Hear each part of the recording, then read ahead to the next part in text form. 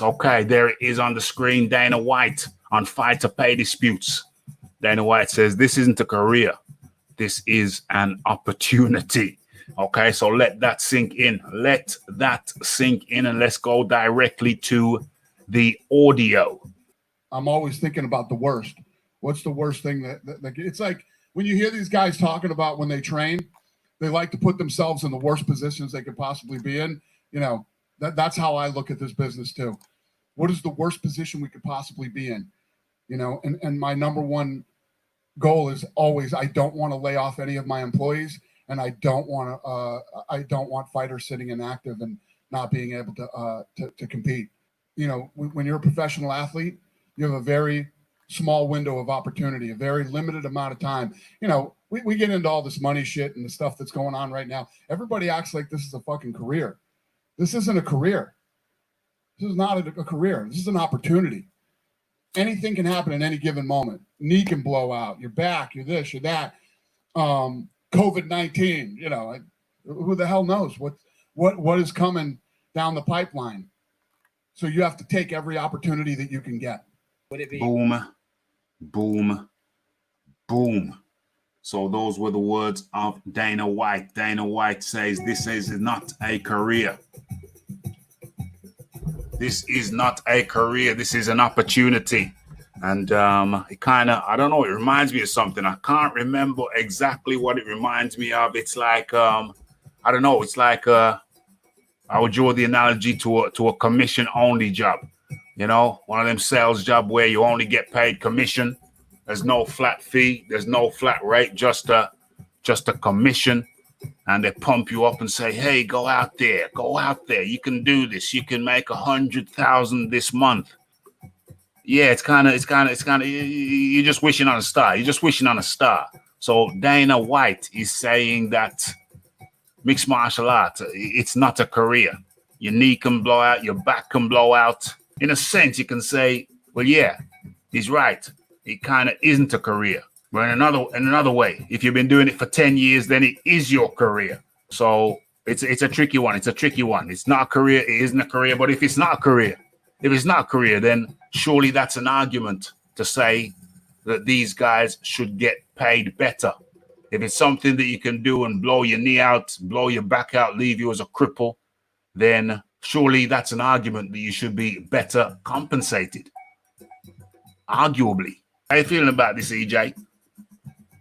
Yeah, like with MMA and stuff like that, you know, and remember again, they're trying to compete against the major dominant combat sport, which is boxing, where you allow sponsors and, you know, you can have as many endorsements as you want. And, you know, he's trying to make out like his sport is the one they've marketed it. But at the same time, they're not giving the fighters their dust due. Like, if they really wanted to make fighters earn the most money, they'd let them have as many sponsors as they want. But they controlled that by having Reebok. So because they got Reebok, they you know, them at the top end get all the perks, right? But the guys at the lower end don't really get that many perks. So at the same time, yeah, you don't really get that thing. But let's be honest, yeah. Some of the mixed martial arts is to the most public, yeah. Yeah, okay. They got their characters and the Ronda Rousey and stuff like that. But then when you was at the top of your sport, when your sport was peaking on every media level, right? Why then did you fight the boxers? You know what I mean? Because you thought, okay, we're at the top now. Let's make our sport better than boxers. And they really believe, you start believing in your own shizzle. That's the word you used, your own shizzle. Yeah. Right? Conor McGregor is your number one selling guy over Ronda Rousey. Number one selling guy. The first off, you put Ronda Rousey in there against Holly Holmes. Smash. Well, you built her all the way from Strikeforce. She goes down against the former boxing women's champion, right? Bashed her up, right? That's what you were trying to do. You brought James Toney, you get him beat up by Randy Couture. And then you kind of go, okay, we're trying to build James to beat a boxer, so we're getting somewhere. That's what we need to do, right? Then you fought Floyd Mayweather for a year off. Ain't fought for a time ago. We got to beat him, man. He ain't fought for a year. He's old. Well, we got to beat him, man. We should have that. And then that finished you off. You know, you didn't need to cross over. They could have kept on doing what they're doing, stayed in your lane, but you want to break into that money. Conor McGregor got his biggest ever payday. He fought Khabib. They got his head teared off by Khabib, and because Khabib's Russian and he's not American, you don't want to promote him. So that you killed your. What you should have did is promote Khabib, John Jones is your best fighter ever, and Yeah. you treat him like garbage, right? Yeah. So a Russian and an African American, that's not what we want to push. You want to push certain Americans who look a certain way, and they were, Conor McGregor and Ronda Rousey were your #1 top sellers, but they went bad. They went so bad, and that's what your sport is. MMA, where you're holding the man down and trying to break a man's arm down and stuff like that. That's not really pleasing. People are used to people standing up, kicking, punching, all them things there. So there are a lot of things UFC has gone bad, but at the end of the day, in terms of bringing the money, if you want to open the money, you need to bring back as many sponsors as they want, so the fighter can earn more money, and that's how the sports grow. So he's hindering the sport as much as he's growing it. So I'll leave it as that. Yeah, and the UFC, before I bring in James, the UFC as a major sport, they're the major sport who pay the least amount in profits to their fighters. The percentage-wise, they pay the least. So it's not speculation. It is a doggone reality. And with that, we bring in James. Hello, is it working? Damn, James, what the hell's happened to you? You ain't been in here for months, mate. What's going on? I'm not very happy with you. Why have you stayed away so long? What's going on? I don't know, it's just lots of things, finish off the old work in that, and yeah, it is what it is, I'm not gonna lie, I can't say we're doing much because I ain't done much in a few months. So. How the hell are you busy in lockdown? That don't make no sense.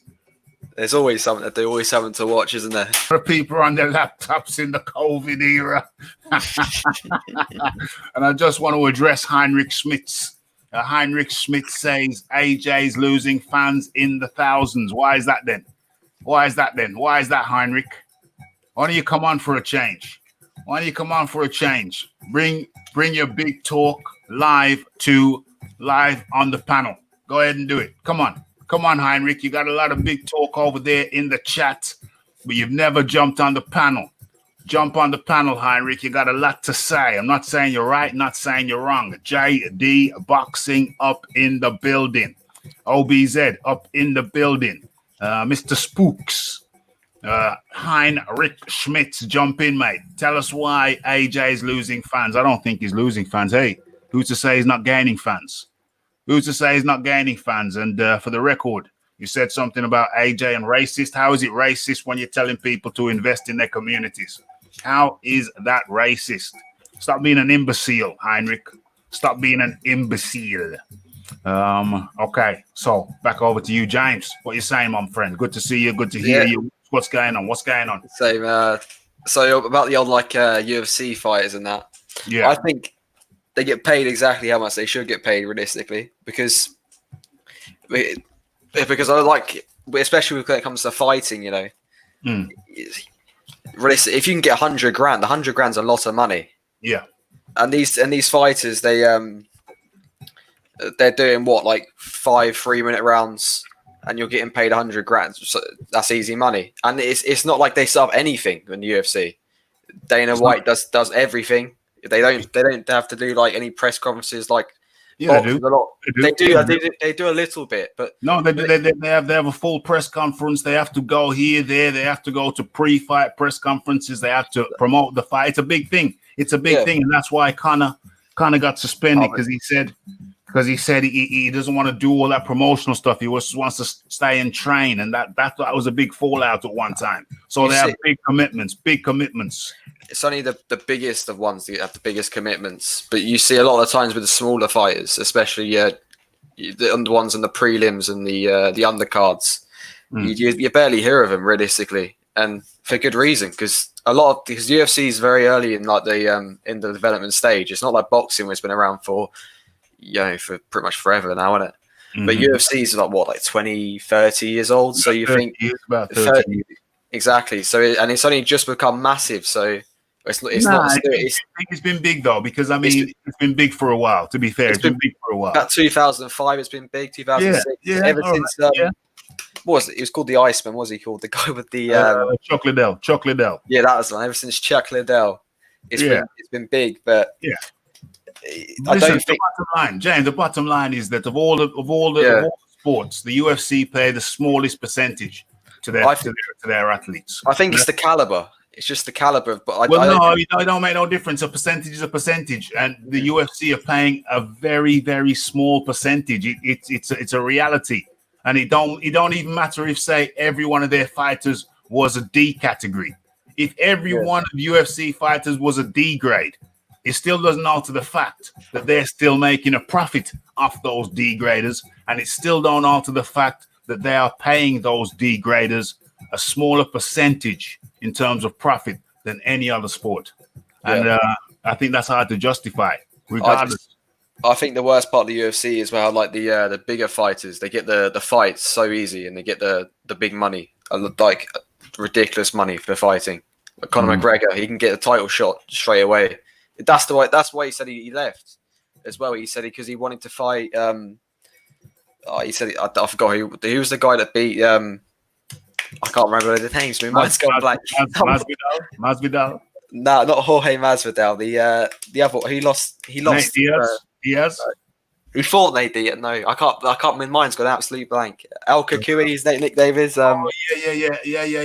Ferguson. Tony Ferguson. I think it was Gaffey. He I think what it was is that he would have to fight Gaffey. Gaethje. That's the one. Gaethje, yeah. He'd have to fight him first to then get his title shot, where Conor McGregor just wanted to go straight into his title shot. Yeah. And I think the fighters in that sport, they sometimes hold power, way too much power, and that's why Dana White does that. But I think Dana White's also a sucker for it.